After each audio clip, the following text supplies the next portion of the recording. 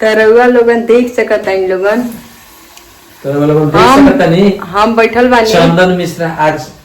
आराम से ना खाना बनावा ताड़न। अब मेहरारू आराम से भीड़ पर बैठल बाड़ी कि ये मेरा हम बैठ रउवे बना के हमरा के खियाई कहा तरी हमरा के हम ना कहनिया हम ना, कहनिया बिल्कुल कहलियो रउवा लोगन इधर जान जाई कहलियो कि ये मेरा हम बेड पर बैठे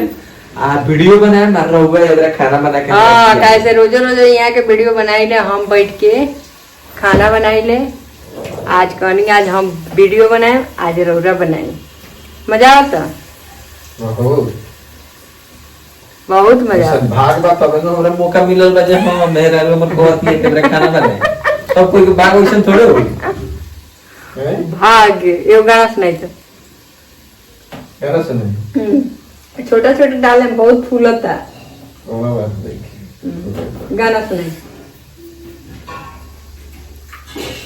एगो गाना सुनाई हमरा के पकौड़ी। तो हमर मेहरारू आज पियर कपड़ा पहनले बाड़ी तो देखी लोगन इनके पे एगो गीत हम गा रहल बानी। ओढ़नी के रंग पियर ओढ़नी के रंग पियर जादू चला रहल बा लागे की जैसे खेतवा में सरसों फुला रहल बा। बात सही बा यहाँ सरसों फुलाता है एक घड़ी कथी के दिन में अगस्त के दिन में सरसों फुलाता है ना तो मिलके पर गाना गानी है हाँ अरे लोगन हमारे पर काहे न गाई तो बिल्कुल गाएं तो हम गा देम हमर मेहरारू हमर रानी हमर जिंदगी तू ही आ तोरा ला हम गीत न गाई हो नहीं के सकल